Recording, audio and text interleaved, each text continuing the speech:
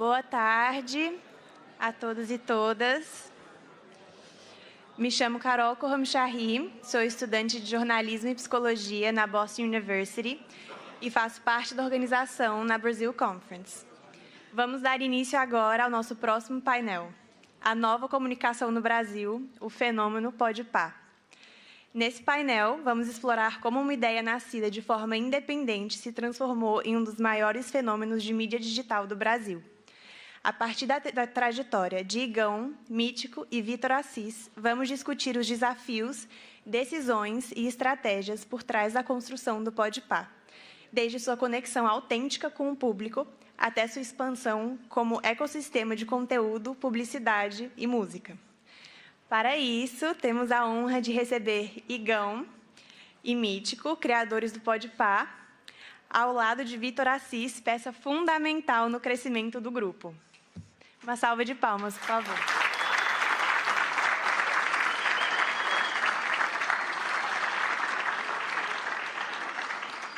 A conversa será moderada por Preto Zezé, líder social e presidente global da CUFA, uma das principais vozes nacionais quando o assunto é impacto social, juventude, comunicação e transformação.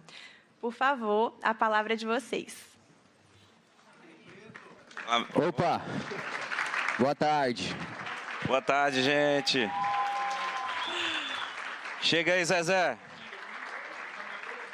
Você tem fã-clube aqui, né?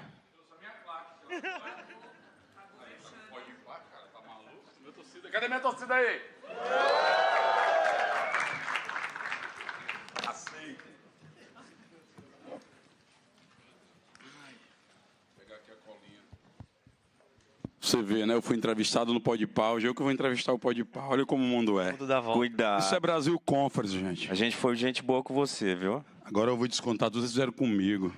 A nível internacional. Boa tarde, gente. Boa tarde. Good afternoon. Oh, my gosh. Ih, já começou a gastar inglês? Eu vim com essa preparada. I'm so sorry. Mano, essa Brasil Conference deixa a gente assim, meio... né? Mas, gente, boa tarde. Boa noite já, né? Eu quero só, primeiro, agradecer por novamente estar aqui. Eu acho que hoje, na abertura daqui, foi muito emocionante o que os nossos jovens e as nossas jovens falaram aqui sobre a importância desse momento de falar sobre o Brasil, fora do Brasil, para voltar para o Brasil e a gente voltar mais renovado, mais fortalecido e produzir. O que eu estou tentando provocar com as pessoas é que a gente produza saídas brasileiras para os problemas brasileiros. Isso não quer dizer ser xenófobo nem contra ninguém, mas só para a gente olhar um pouco para nós, como a gente está produzindo muita coisa do cacete lá no Brasil, né? Eu viajo pelo mundo todo, eu fico vendo as pessoas falando, pô, mas o festival em Berlim, aqueles parques, tudo bonito, lindo, aquelas festas perfeitas, Rock in Rio lá em Portugal, a gente sai andando do início da porta até o palco, todo mundo dá licença e tudo. E educação, aquela coisa, pô, mas produzir um Rock in Rio no Rio de Janeiro é que é foda, né? Então, assim, existe muita inteligência no Brasil, né? Naquele Mad Max, o cara fazer uma festa no Medina. Eu falo pro Roberto Medina, pô, a gente é foda lá no Brasil, aqui é mole em Portugal. E o que isso tem a ver com Podpah? Podpah, quando eu falei para as meninas, o que você acha que tem legal no Brasil? Para mim, a revolução é o Podpah. Em algum momento, a revolução foi o esquenta da Regina Casé. Neste momento, no Brasil, a revolução se chama Mítico, Igão, e ali no vestiário, aquele operando, né?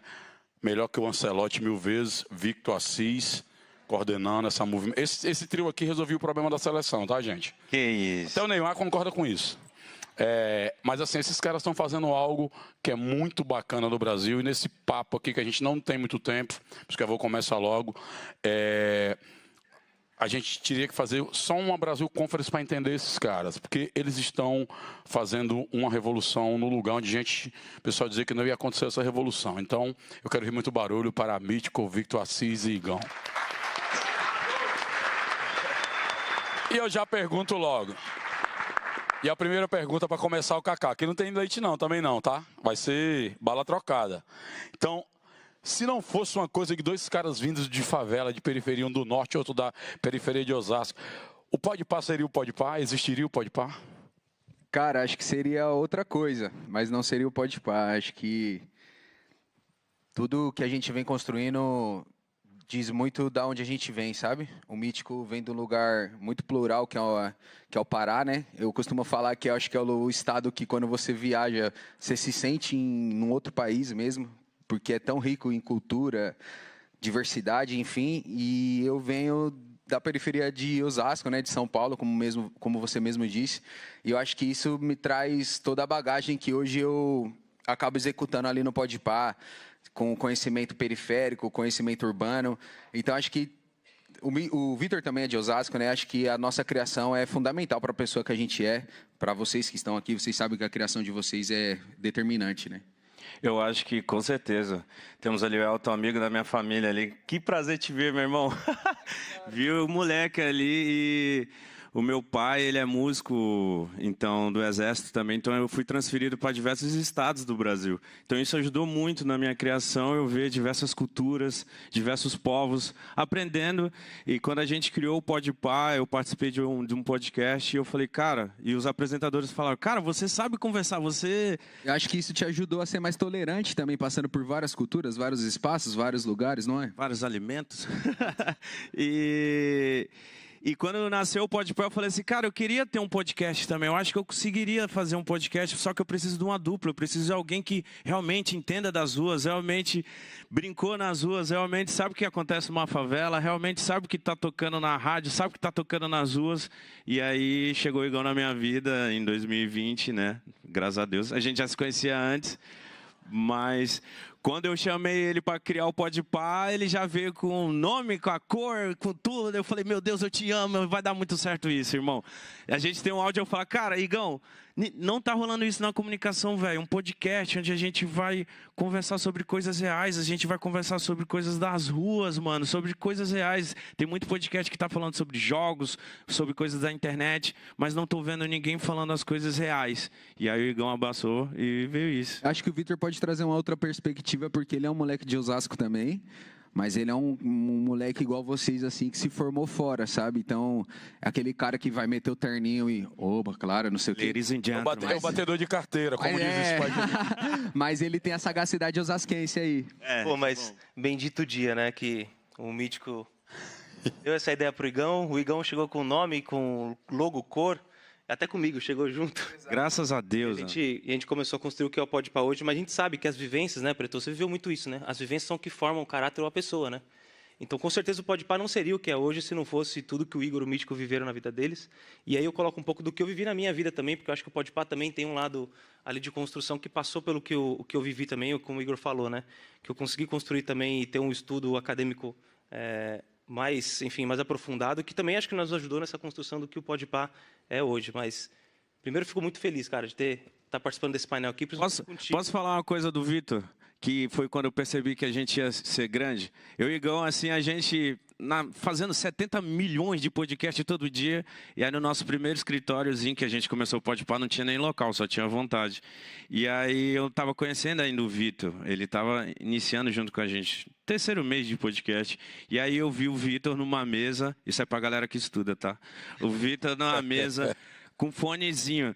I don't know, não sei o que, falando em inglês, respondendo um e-mail em espanhol e em ligação em português. Aí eu falei, ô Igão, ele tá falando 3 línguas aqui agora? Aí o Igão falou, aham. Falei, ô meu Deus, obrigado por ter esse cara na nossa equipe, velho. Esse cara é uma máquina.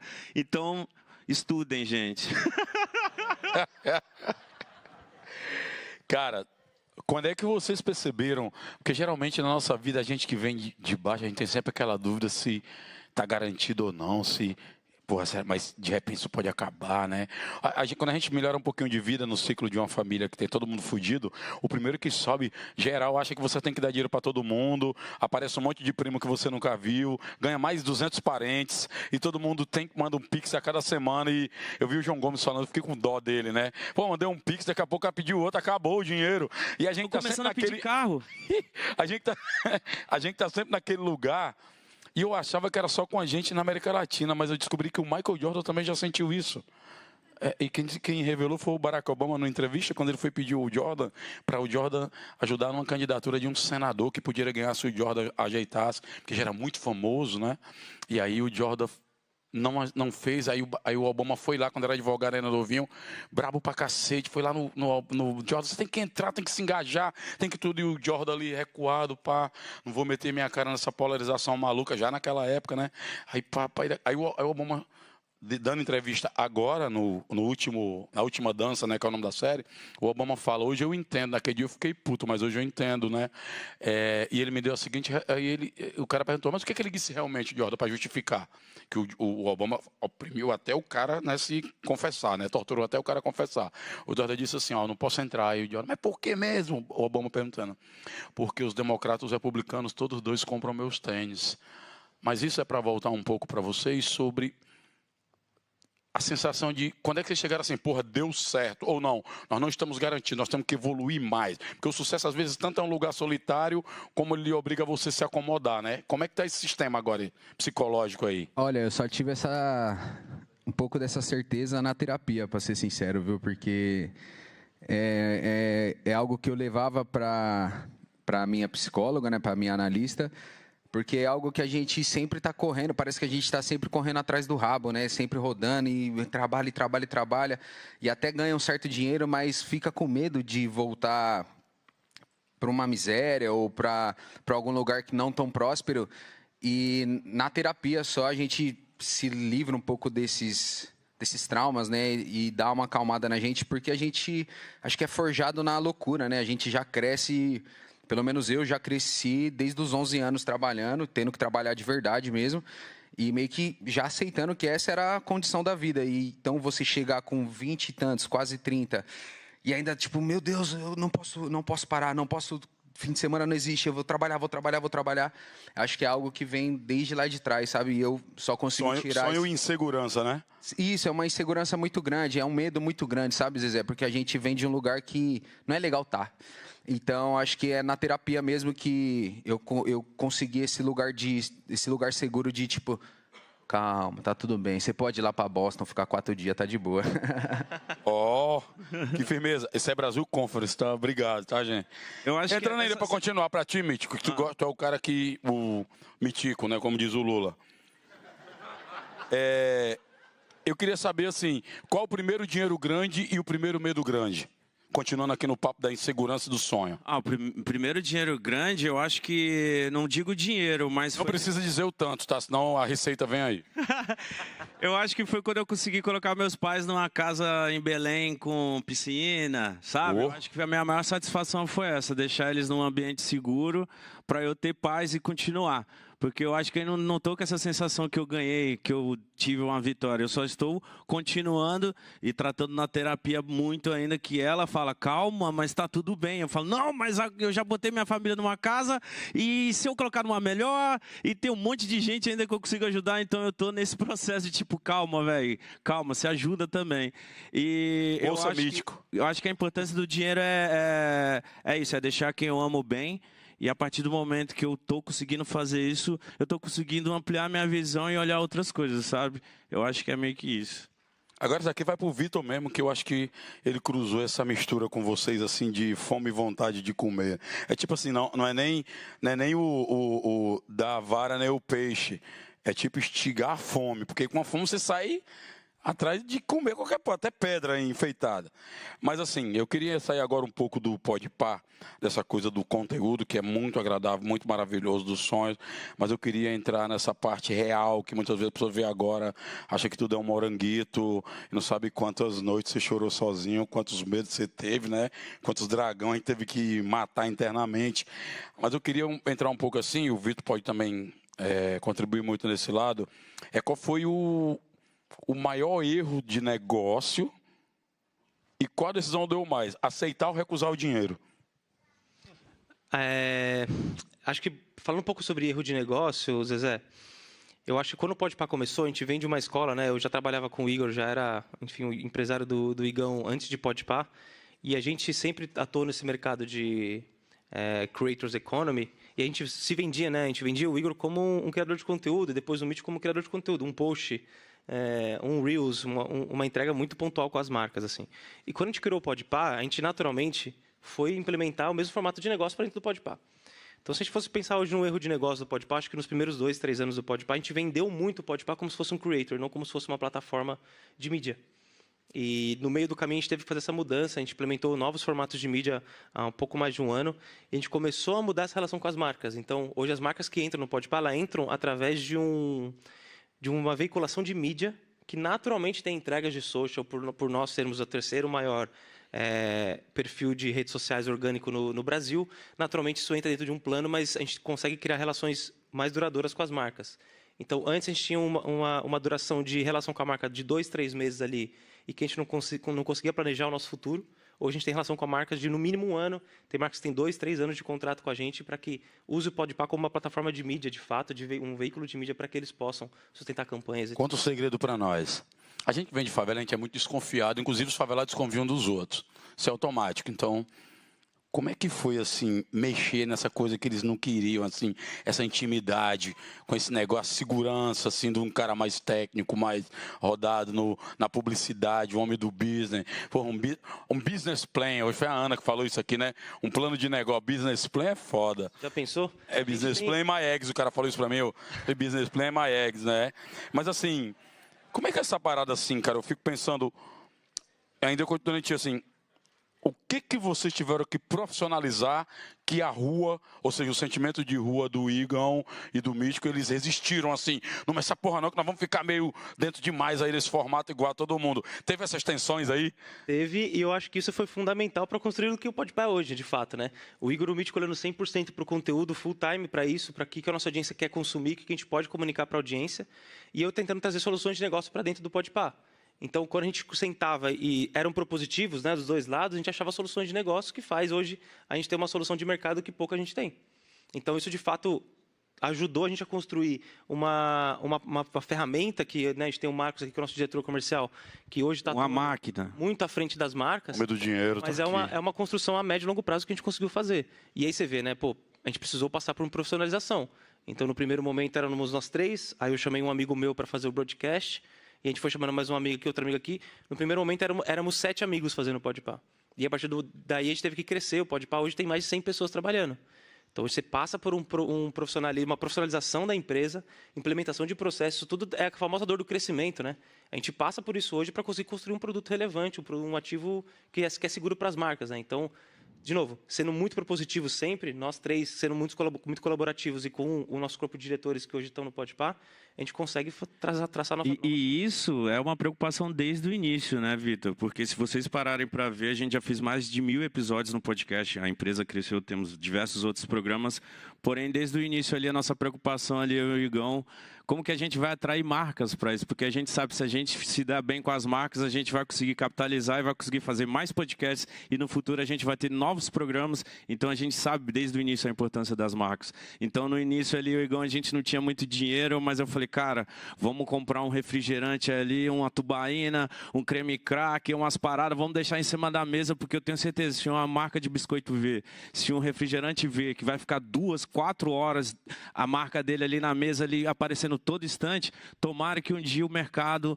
olhe pra gente e fala, cara, o nosso produto vai ficar lá, eles vão ficar bebendo, eles vão ficar consumindo. Então, essa ideia veio desde o início, essa preocupação, sabe, de ser bem relacionado com as marcas. Eu acho que é fundamental ali dentro do Podpah também é o respeito que a gente tem um pelo outro, porque, como eu disse no começo, né, o Vitor é o cara que se formou em Londres, a gente tem a nossa formação da internet, das ruas ali mesmo, e a gente se respeita muito, assim, ele pergunta pra gente, ele questiona a gente no que tá pegando no conteúdo, e a gente leva pra ele essa ânsia de tipo, pô, mas Vitor, se um refrigerante ficar exposto aqui, a gente consegue gritar, beleza, entendi. Mas para chegar no refrigerante é desse jeito que tem que fazer. A gente, tá, joga o jogo.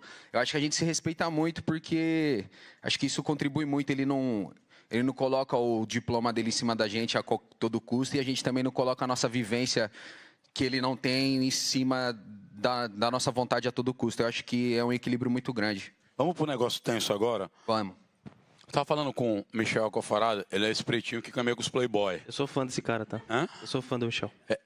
Ele vai Podpah. Esse jabá é meu, viu, Michel? O comercial tá de testemunha. Tá indo pro Podpah por causa de mim, cadê Olha ele? o livro do homem aí. Tá vendo aí, né? Teu passo foi garantido agora, chega e testemunha. 10%, ó, tô humilde.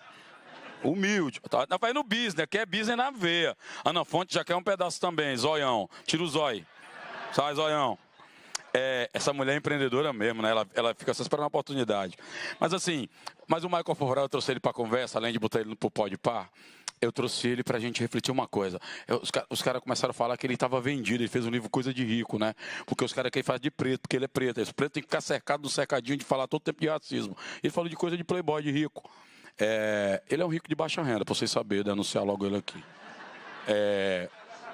E aí, ele falou que os caras estavam criticando ele, que ele era um vendido. Ele falou, não, cara, eu já sou vendido faz tempo.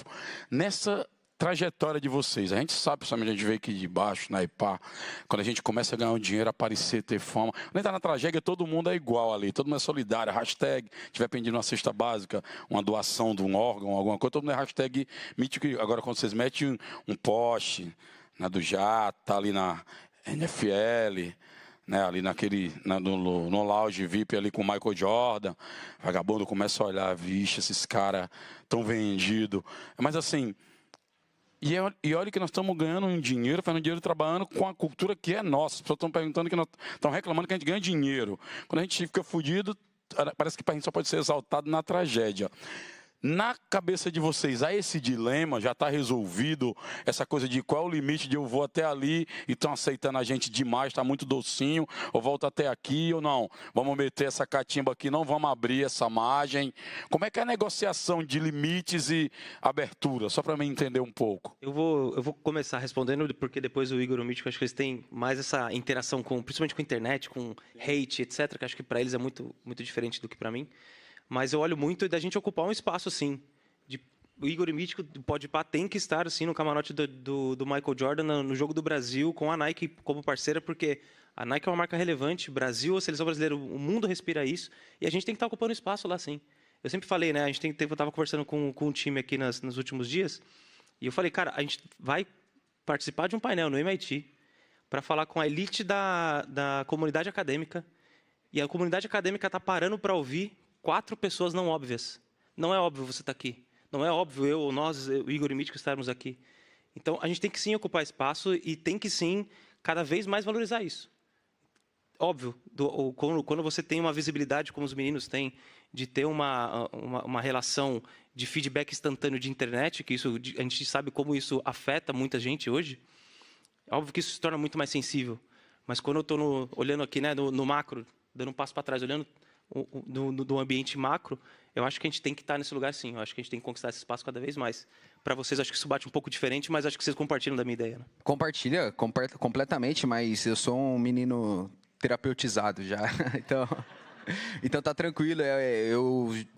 Eu confio muito nisso que o Vitor falou, porque eu acho que é isso. Eu acho que a gente tem que estar mesmo no camarote do Jordan, a convite da Nike, a convite da seleção brasileira. Pô, a gente cresceu vendo futebol e porque na hora da gente se empoderar disso, poder curtir isso, poder usufruir disso, a gente não pode. Eu tenho total tranquilidade com isso, porque eu sei para quem a gente comunica e só essas pessoas para mim importam, entende? Tipo, as outras que fazem força contrária, não que elas não importem para mim, mas eu não estou dando atenção para esse tipo de pessoa, entende? Eu estou dando atenção para as pessoas que querem vir junto comigo, que se inspiram, que acham legal.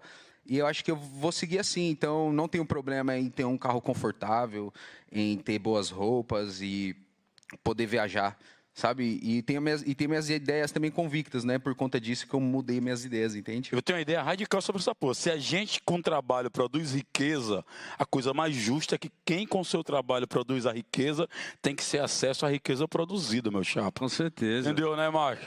Entendeu, né, Michel? Tese. Capital e trabalho. Outra coisa, eu também venho da internet, eu faço 15 anos de vídeos, né, trabalhando, e eu sempre achei que a comunicação tem que ser real. Qual a tua idade, médico? 35. Porra, nem parece, cara. É Belém do Pará, né? Exato. É água. O açaí é diferente. É o boto. Açaí com farinha. Então, eu me filmava, eu fazia meus vídeos num barraco, sabe? Com rato, eu filmava real. Porque a internet, ela vive de várias ondas. Tem momento que a galera só quer filmar ostentação. Aí, em 2015, eu falei assim, cara, por que não filmar real? gente, eu moro no barraco, tá cheio de rato, mas um dia eu vou virar, um dia a minha vida vai dar bom. E eu vou continuar filmando para vocês. Lógico que hoje em dia eu tento me ponderar, não vou mostrar tanto, não vou, calma aí. Mas com certeza, se eu mostrei eu naquela situação, por que não hoje eu também vou mostrar para a mesma rapaziada que me acompanhava naquela época, ó, tá dando certo, família, confia, vamos embora. Então tem um pouco disso, essa fidelização do público que estava comigo desde aquela época. Hoje eu trombei pessoas que falaram que me assistiam daquela época. É muito engraçado. As pessoas, cara, eu te assisto desde quando você comia comida de cachorro. Eu falo, beleza, obrigado, mano. Não, mas você vê que isso é um ponto de identificação, pô. Porque a galera chega em você e fala assim, meu Deus, como eu te você tá aqui assistia hoje? desde o barraco de plástico. Então, por que não manter essa comunicação real, visceral com as pessoas? E vou manter para sempre. Então, Achou a vibe pode pá mesmo, estão sentindo, né? Os caras levaram a sério esse negócio. Deixa eu ir aqui para uma coisa mais para o futuro. Vocês estão seguindo o movimento dos grandes, né? Eu agora fui para o conselho da Porto Seguro e deu um choque no compliance do BTG, que eu era conselheiro do BTG também, porque eles compraram o Banco Pan. E lá o BTG estava juntando com o Mob Altos, um monte de outras empresas fundindo tudo. E o Itaú é da Porto Seguro, eu também não sabia, ela é uma facção só.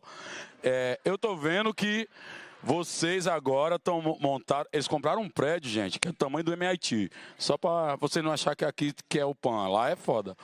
E eles montaram um complexo de comunicação. Já foi lá o presidente da Globo. A gente levou um monte de gente lá. Vocês estão expandindo, estão seguindo o mesmo passo do. Qual é o futuro disso aí do Pode Pá? Não é mais ali dois caras trocando ideia e um bruxo ali escondido ali, só botando tempero no caldeirão. Eu tô vendo que o negócio tá gigantesco, meu parceiro. Revela tudo. A gente não tem medo de empreender, de reinvestir, de ousar.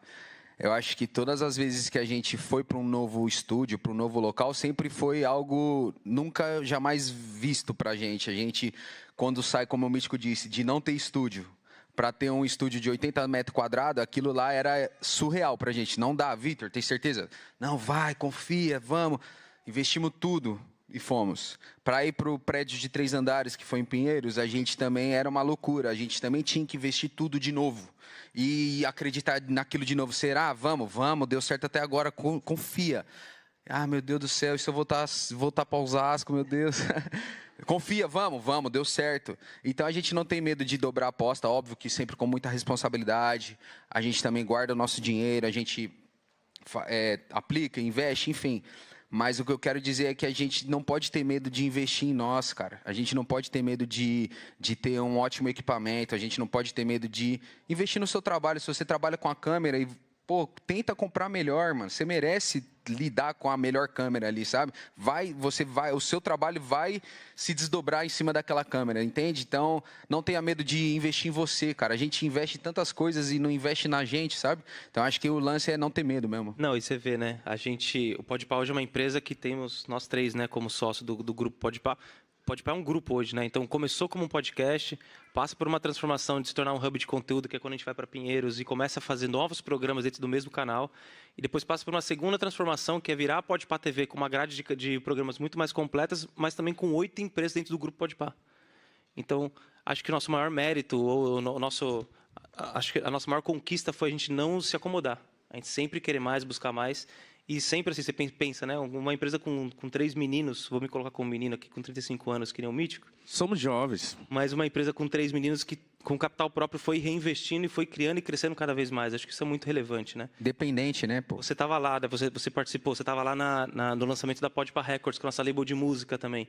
O Rafael Romano, que é o nosso chefe de operações, ficou 20 meses estudando o mercado para que a gente pudesse criar um modelo de negócio relevante para o Pode Pá Records entrar e ser lançado. Então, quanta gente envolvida tem para fazer o Pode Pá crescer e ser o tamanho que é, né? E muito planejamento também, né? Acho que dentro do Pode Pá, hoje eu e o Igor, nós somos umas formiguinhas dentro daquele... A cerejinha do bolo. Somos pequenininhos. Os bichos são danados. Eu vou entrar num bagulho tenso. Bem, Vocês acham que vocês foram arrastados? O Brasil está vendo um tempo político extremamente insalubre. Tá osso o bagulho. E vocês decidiram tomar algumas posições pelo tamanho. Quando você é menor, radicalizar menor é massa. Eu lembro de um debate lá na UFRJ. E era na época que a gente estava discutindo, a gente fez uma pesquisa sobre a bancarização das favelas. Aí eu falava que a gente estava lutando para levar banco para dentro das favelas. E aí levantou meio mundo de gente criticando que a gente estava vendendo a favela para o sistema bancário. Eu disse, não, a favela já está nos bancos, só a gente que não tem os nossos. Aí, cara, não, mas e qual é a sugestão então? Os caras, tem que tocar fogo no sistema financeiro, o capitalismo, a globalização, o rentismo, o ismo. Eu, tá bom, então vamos começar logo tocando fogo nas agências bancárias do campus do FRJ. Aí ninguém queria radicalizar para dentro do seu próprio barraco, né? Então, ser radical pequeno é mole pra caralho, mas tipo o papel do Michael Jordan. Vocês tomaram uma decisão diferente da do Michael Jordan, vocês sendo grandes, vocês sendo relevantes. Vocês levaram um candidato a presidente da República no programa de vocês, que foi eleito. Hoje, o fato de você estar perto de uma figura política, o nego já quer pendurar no seu pescoço se o presidente que foi eleito deu um pum ou falou errado, a culpa é de vocês também. Se vocês botar lá, cara, estamos falando sobre a marca do computador, o cara bota, faz um L. Então, assim, não tem nada a ver a porra, mas essa porra fica em cima de vocês. O Brasil perdeu agora, lá, foi por causa dos caras lá. Cara, foi vocês. Vocês fizeram a porra daquela entrevista, deu nisso. Então, assim, vocês foram muito corajosos. Qual foi a repercussão? Porque eu lembro do amigo Paulo Vieira. Paulo Vieira entrou nesse negócio da política, ele disse que só de uma pancada ele perdeu 10 milhões de reais em contratos.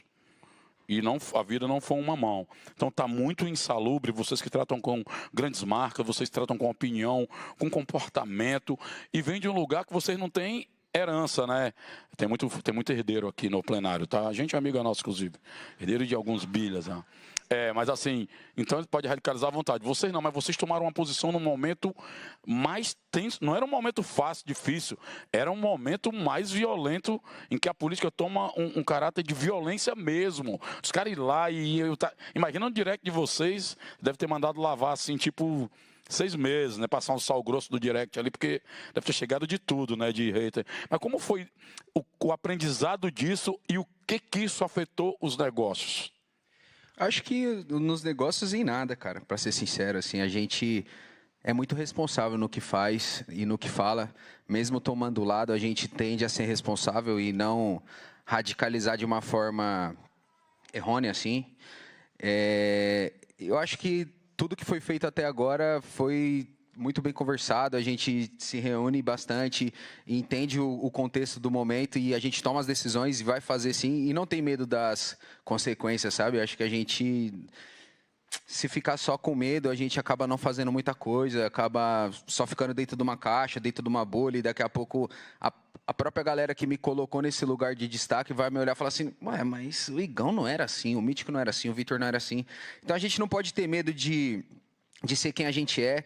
Eu acho que o que é muito prejudicial hoje no nosso país, acho que no mundo inteiro, é que não tem mais diálogo.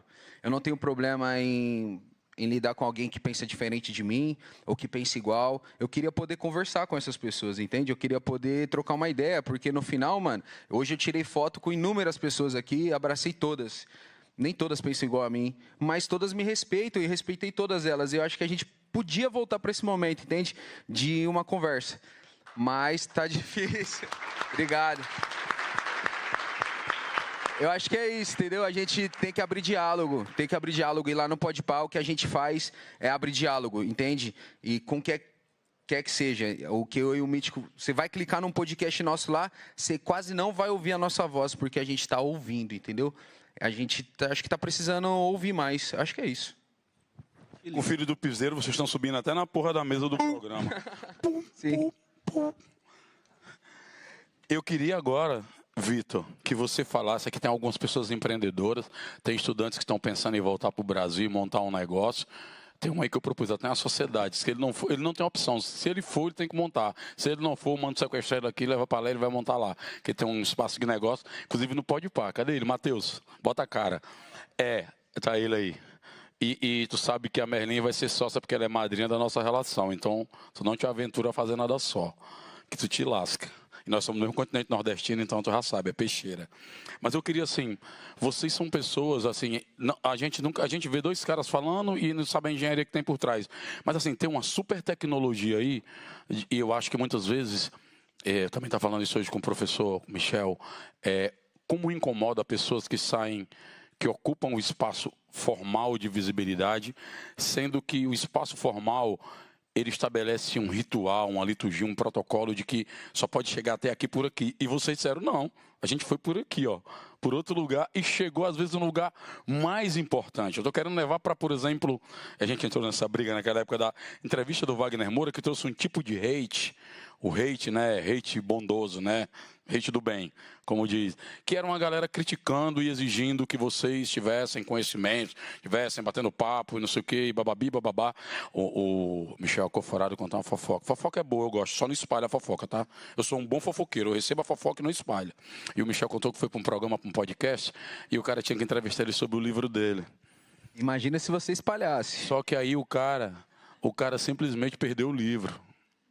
Só que o Michel disse que foi a melhor entrevista que ele fez, porque o cara conversou mais de 2 horas com ele, sem ter visto a porra do livro. Sim. Né? Então, assim, é uma tecnologia isso, é um conhecimento. Sim. E isso coloca você no lugar também. E eu vi os fãs do Wagner Moura naquela época detonando, todo mundo progressista, radical, de esquerda, e papapum que fala do preto da favela e tal, detonando 2 moleques que vieram de quebrada, num podcast com o nosso dialeto, né? Porque não é gíria, é dialeto. E eu vi ali, porra, como esses caras ali, não parecia uma crítica de, pô, eles têm que melhorar. Porque o podcast não é o programa do estúdio, não é uma entrevista, né, de frente com a Maria Gabriela, né? Não é isso, porra. É tipo aqui, papo de calçada. E vocês, assim, enfrentaram uma onda. Eu vi que o bagulho ficou tenso mesmo.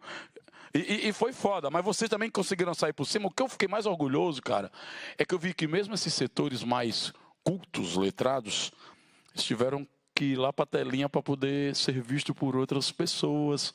Então, assim, existe uma sofisticação simples, que eu acho que é o mais sofisticado, é vocês conseguirem ser esses caras simples pra caralho, independente de ser em Osasco, em Belém, ou no camarote da Michael Jordan. aqui, né, do Gillette e do Jordan. Caralho, transitar com isso, qual é o dilema? E você, Vitor, que faz esse meio... Porque tu é meio aqui, tu tá aqui, mas na hora que a bala cai, tu tem que dar notícia triste pra eles, porque, ó, caiu o contrato, o negócio tal, não deu certo. Tu é o cara portador das notícias ruins, às vezes, né? Porque eles ficam levando os tiros, mas tu tá aqui, é o comandante da tropa também. Fala pra mim um pouco dos vários olhares de vocês sobre esse cenário. Eu acho que a gente foi se adaptando no meio do caminho. A gente foi aprendendo também, né? A gente, quando criou o Podpah, não imaginava que fosse ser o tamanho que ele é hoje ou que fosse ter a relevância que tem hoje. Acho que lá para a época da pandemia, 2020, 2019, 2020, começou um movimento de descentralização da comunicação brasileira. E eu acho que o Podpah faz parte desse movimento. E quando você tem 2 meninos ali tendo conversas abertas, com uma linguagem popular, com diversas pessoas que não tinham essa visibilidade antes, as pessoas começaram a entender que o MC ele tem algo legal para falar. Que o menino do rap ele tem uma visão de mundo legal. Que talvez o cantor lá do Nordeste, que os paulistas não ouvem ainda, ele é um cara interessante para a gente começar a consumir o conteúdo dele. Então, o Podpah ele sempre foi um lugar de amplificar vozes. E eu sempre tomo cuidado de falar amplificar, porque as pessoas tinham vozes, só que não tinham alcance. E a gente conseguiu ajudar a que ele tivesse esse alcance. Só que, ao mesmo tempo que isso tudo acontece, isso tudo é muito inovador, é muita novidade para muita gente. E você tem os pensadores, ou as pessoas que já estão mais conservadoras, olhando para isso e falando, cara, isso aqui está errado. Porque esses 2 não estudaram o que eu estudei, e me parece esse papo muito vazio, assim, muito simples. Não tem um embasamento. E detalhe, não eram conservadores, eram os progressistas, tá? Eu digo conservador na forma... Era um conservadorismo vermelho, progressista. E aí, assim, a gente passa por um momento onde as pessoas começam a entender que existe um público muito grande, muito diverso e muito jovem que quer consumir uma comunicação, uma conversa de uma maneira simples e popular que é o que eles fazem. Assim como continua existindo, sempre continuará existindo um público muito mais... Eu vou usar a palavra letrado aqui, para querer assistir entrevistas com muito mais profundidade, com muito mais estudo. E são simplesmente formas de formatos de conteúdos diferentes. Um não acaba com o outro, e pelo contrário, eles convivem até, eu digo que eles são complementares uns aos outros, né? Então, passamos por todo esse furacão que eu acho que faz parte quando você está à frente de uma inovação. Sim. Isso acontece naturalmente. Eu acho que tem uma situação que aconteceu quando a gente começou a fazer entrevistas internacionais, é muito louco, porque, pô, agora a gente está estudando inglês, viu, gente? Mas como que eu vou me comunicar com alguém na minha frente, sendo que eu nem falo a língua do ator? Eu lembro que em casos específicos que a gente já conversou com Ryan Reynolds, o Wolverine, Deadpool, a gente conversou com o ator do Thor, o Chris, e eu lembro que essa foi uma das primeiras que eu fiquei muito nervoso. Porra, é o Thor, mano, loirão, 4 metros, e aí eu tava na mesa assim com o Igão, eu falei, Igão... Ele tava assim, ó. Eu tô um pouquinho nervoso, cara. Eu acho que depois de 300 milhões de entrevistas, eu tô um pouquinho nervoso. E o Igão foi e falou assim pra mim, cara, ele é um ser humano como nós, mano. Vamos conversar do que ele curte e etc. Porque com certeza a gente também estuda a pauta antes. Eu lembro que eu falei A gente vê o filme, vê tudo, estuda e fica aquela ansiosidade. Mas eu acho que onde a gente ganha o convidado é tipo assim, beleza, mano, a gente vai falar sobre o seu filme. Mas e aí, como é que tá o seu lado humano? Assim como também recentemente eu entrevistei o Shaquille O'Neal. Cara, aquilo ali pra mim foi doideira, mas antes a gente batendo a pauta, eu falei pra minha equipe, eu falei assim, cara, beleza, que em 98 ele fez o melhor lance, eu não quero saber só disso, quero saber como que tá ele, como que tá a alma dele, como que tá o coração dele, o que ele tá fazendo atualmente. Então aí que tá, sabe, essa comunicação real do tipo assim, cara, eu não quero demonstrar que eu sei 100% da vida do cara, eu não quero competir com o maior fã dele, que eu sei de tudo. Não, senta aí, irmão, vamos falar de 98, mas como é que você tá hoje? Como é que tá o seu coração, meu irmão? Então é assim que a gente tenta levar a conversa no Podpah também, sabe? Não é o próprio... Esqueci o nome do ator Wolverine. Hugh Jackman. I'm so sorry. Quando acabou a Os caras entrevista... estão gastando em inglês, os caras estão gastando em inglês. Quando acabou a entrevista, ele falou assim, cara, que legal fazer esse podcast com vocês, porque eu observei aqui que trocando ideia com vocês não faziam uma pergunta e já estavam pensando na outra. Vocês estavam deixando a conversa fluir e conforme que eu ia respondendo, vocês iam encaixando a pergunta sobre isso. Então é isso, é uma comunicação viva, sabe? Era disso que eu ia falar, Místico, porque o Zezé trouxe o questionamento, mas a partir do momento que estão atacando a gente por uma besteira, que é... Nossa, o Igor não sabia que o Wagner Moura torcia pro Vitória? Porra. Não, por isso que eu perguntei qual time você torce. E aí não tem problema, a gente somos seres humanos e quantas vezes vocês apresentando ou conversando manda um... Calma aí. E fala de novo, é normal, só que o nosso está registrado e a galera hoje é mal intencionada. Mas a gente sabe que não tem problema eu não saber o time que o Wagner Moura torce. Eu estou ali até para descobrir e buscar um conhecimento a mais sobre ele.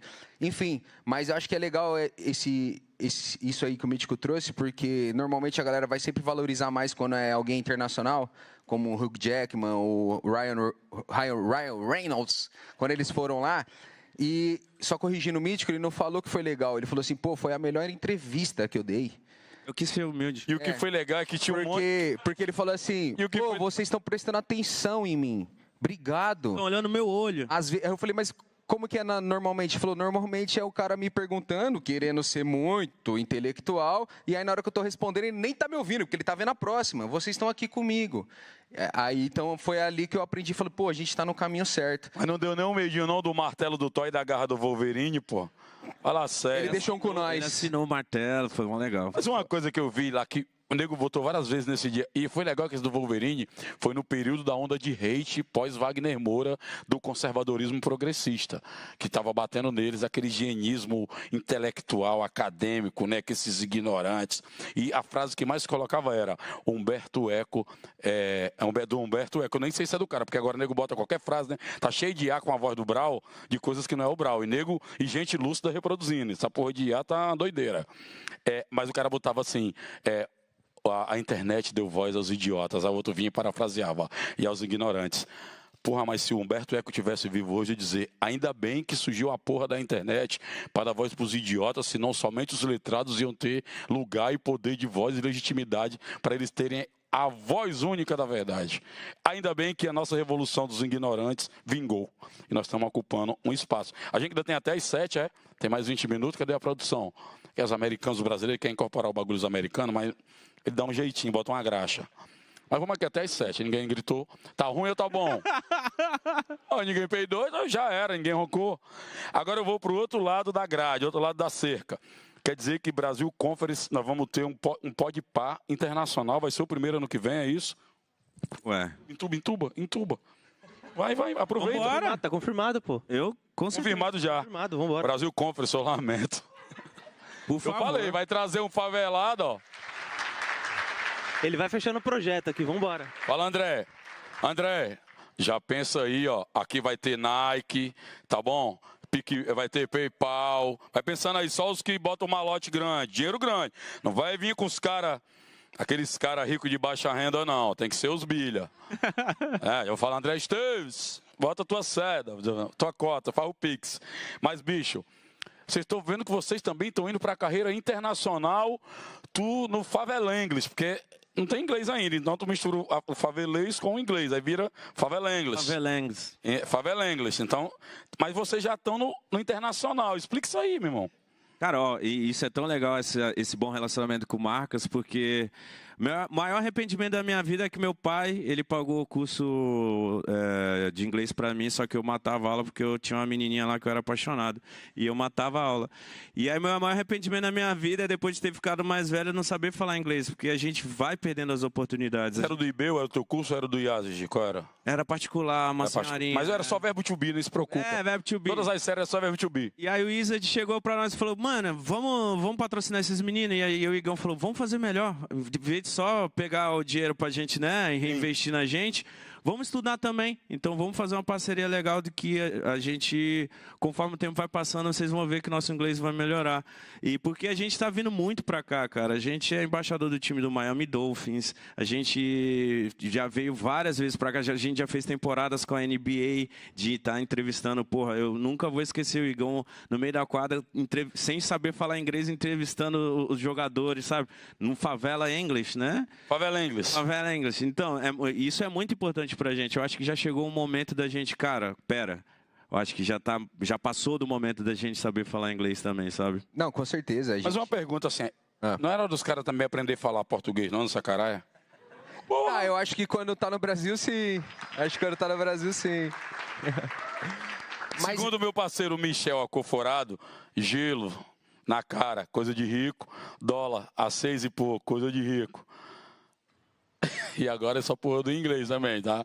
Não me impor, não. Me impor o português, nem que seja um favelenque, uma composição. Os caras são bons de composição, pô. Não, a gente manda muito bem, inclusive acho que mesmo com a gente falando inglês, eu acho que eu vou continuar fazendo episódios em tradução simultânea, porque a gente faz o podcast não é para gringo, né? Inclusive, um dado legal, nos nossos conteúdos, nossas entrevistas em inglês, a gente sempre sobe a entrevista com o Igor e Mítico falando português e o convidado sendo dublado com tradução simultânea. E também sobe a possibilidade de se ouvir todos eles em inglês e a possibilidade de ouvir o Igor e o Mítico em português e o entrevistado respondendo em inglês. Então, se sobe 3 faixas de áudio diferentes. 80% do consumo é dublado, 100% dublado. Porque são pessoas que também não falam inglês, sabe? São brasileiros, nativos, e a gente faz conteúdo para essas pessoas. Porque acho que aqui entra... Não que eu não possa aprender inglês, estou aprendendo, estou estudando e vou falar inglês. Mas eu acho que a galera quer é que eu mostre para todo mundo que eu sou mais do que outras pessoas. E não, ali eu tenho que falar português, porque eu estou falando com brasileiros. E o Shaquille O'Neal, obviamente, vai falar inglês, mas quem é o brasileiro interessado no Shaquille O'Neal vai ouvir ele em português ou vai ouvir ele em inglês. Mas eu e o Mítico, naturalmente... a gente fala português. Mas nós chegamos numa época boa. Já inventaram as canetas que você emagrece. Agora inventaram uma que tem músculo sem ir pra academia. Daqui a pouco inventar um comprimido que a gente fala inglês pelo menos uma semana. Igual o plano de celular. Tem o S-Sim, né? Diz aqui, 40 pratinhas, lindo, tem um barato. fone, já que você coloca, já escuta e já vem traduzir. Então nós chegamos na hora boa do game, filho. Nem precisa sofrer mais. Alright. Ó. Tá demais. Ele tá humilhando na humildade, mano. Tá humilhando na humildade. Tá lindo. Ele é modesto. Tá lindo. So sorry. Então, nós já vamos, já garantimos Podpah Internacional, ano que vem, Brasil Conference. Audiência lá em cima, nesse momento, está calculado, chegou aqui os dados da audiência. 1 milhão? Tem 1.500.000 pessoas online. Orgânico, único, tá? Toma. Caramba, isso é verdade? Eu falei, pessoal, Podpah vai explodir a internet, vai rolar venda. Tinha cambista na porta aqui do MIT, pô. O bagulho tá foda, tem gente em pé, vocês estão vendo, né? Eu que tô dizendo não, tá? Entraram com nós. Cara, nós estamos chegando ao final do nosso bate-papo, nosso Podpah, Pod Preto, Preto Pod, ó. Ó, virou. Guarda meu lugar na grade. Eu queria saber agora tem uma molecada se apropriando da internet agora, da discussão da internet. A inteligência artificial está vindo aí daquele jeito, incontrolável, ninguém segura. Já está acontecendo, mas eu noto que um cara me deu um dado da universidade de que no Brasil somente 8% das pessoas sabem ler, escrever e interpretar o que leem. É muito triste esse dado. E é uma dificuldade do letramento formal. Imaginemos um mundo com letramento digital, que todo dia tem uma atualização aqui que a gente às vezes nem acompanha. E a gente tem uma dificuldade maior. O nosso país está sendo bombardeado por várias informações falsas ao ponto de as pessoas acreditarem em informações extremamente comprovadamente mentirosas. Agora você imagina com a IA que tem imagens, inclusive teve gente de técnico de marketing aqui como o Duda, que falou que ele próprio não conseguia muitas vezes diferenciar uma comunicação da outra, o que era IA, o que era real. Então, como é que vocês estão se preparando? O que isso muda no modelo de negócio? O que isso acelera? O que é ruim? O que é bom? Como é que fez questão de direito? Como é que vocês vão enfrentar isso na produção de conteúdo? Cara, essa tem sido uma pauta que muita gente tem perguntado para a gente, né? Como que a gente encara a inteligência artificial no futuro próximo aqui, tanto da comunicação quanto da produção de conteúdo também, né? E assim, não tem uma resposta muito óbvia para isso, porque é algo muito inovador. A inteligência artificial chega para mudar a forma como se constrói conteúdo ou como se consome informação. Do nosso lado, a gente obviamente já implementou algumas ferramentas de IA para nos auxiliar em tarefas processuais dentro do Podpah, então quase como um auxílio, assim como um dia o Excel foi um auxílio para quem trabalhava com planilhas, assim como o Word foi um auxílio para quem antes trabalhava datilografando, né? Que acho que é a palavra certa. Mas a gente não deixa a IA tomar conta de ideias, por exemplo. Exato, então. E aí a conversa no final do dia é quais limites a gente vai colocar para isso, ou como é que a gente vai fazer isso para o bem ou para o mal. E eu acho que existem diversas formas para desinformação, diversas formas de usar a inteligência artificial, mas também para viabilizar produções de conteúdos ou de novas ferramentas, ela também é um prato cheio para que você consiga trazer inovação. Então, vai depender muito mais, na verdade, de quem opera a IA do que, de fato, do que ela pode fazer, sabe? E eu tô feliz pra caramba com vocês aqui. Cadê o ar de vocês, mano? Vai acabar? A mal ensaiado pra caralho. 1, 2, 3. Agora foi transmitido, gostei. Na edição, e corta na edição aí, viu? Bota só o alto. Gente, eu tô muito feliz de poder ter realizado. A gente começou essa ideia de que a gente estaria aqui. Vocês não acreditaram, a gente está no maior centro de produção tecnológica do... Agora eu não estou acreditando direito. Esse cara é foda. E nós trazemos uma tecnologia avançadíssima do Brasil, né? Juntando Osasco com Belém, com Fortaleza, Ceará, trazendo para o MIT. Eu acho que isso é o grande barato nosso, né? A gente vive também a academia... Falava isso também com o professor Michel. A gente foi muito resistente sempre à academia, porque ela sempre olhava a gente como um rato de laboratório, né? Vamos pesquisar, público-alvo, inclusive. E a gente era tipo aquele ratinho na rodinha, e os caras pesquisavam, vinham o branco do asfalto e tabulava, botava a nossa vida dentro de uma planilha, como se a vida coubesse numa planilha. Depois ele apresentava os dados aqui, a tese, vinha aqui, tirava um canudo, doutorado, financiamento para pesquisa, e a gente continuava lá na favela, né? Hoje não, a gente inverteu. Hoje a gente tem nosso instituto de pesquisa, tem o nosso podcast, tem o nosso Favela English lá bombando. Estamos trazendo, estamos chegando. E a gente também não veio com aquela marra de tipo revanchismo. Olha quantos playboy. Pelo contrário, estamos aqui provando que ninguém sabe mais do que ninguém. Pelo menos é a lógica que nos abraça. Mas nós temos saberes diferentes. Embora o mítico, né, Victor, Igão, não tendo esses arcabouços todos de tecnologia e comunicação como nossos amigos letrados, conservadores, progressistas querem. Mas vocês estão provando que o Brasil pode produzir coisas impressionantes com o maior ativo que nós temos, que é a criatividade. Então, muito orgulhoso. Isso, obrigado. Obrigado por vocês aqui, tá? Obrigado. Obrigado. Valeu, gente. E o microfone está aberto, porque o Podpah é assim, é essa porra mesmo, culhão, o nego fala o que quer mesmo e vai. É mais Eu acho solto, que, né? só para finalizar, acho que a gente sempre foi criativo. Eu acho que agora, podendo ter um pouco mais de recurso, se você perceber os rappers, os MCs, todos eles, quando eles vencem, eles fazem questão de colocar mais amigos, pessoas próximas que se identificam. Então, a gente sempre foi potência. Eu acho que agora a gente só tem um pouco mais de recurso na mão. E se não ficar com nós, vai ficar para trás, irmão. Não nós Podpah. Com a periferia, com a potência do mundo, que são os trabalhadores, no caso. Dá uma atenção pra nós. Eu posso levar essa garrafa pra casa? Pode. Obrigado, vou guardar com o maior carinho. Mas, ó, isso é tudo combinado, porque já tá pago o mechan, tá? Parece que é uma coisa espontânea. Não, nessa ele faturou alguns dólares. Obrigado mesmo, gente. Tá bom? Vitão. Obrigado, gente. Muito barulho para o Podpah.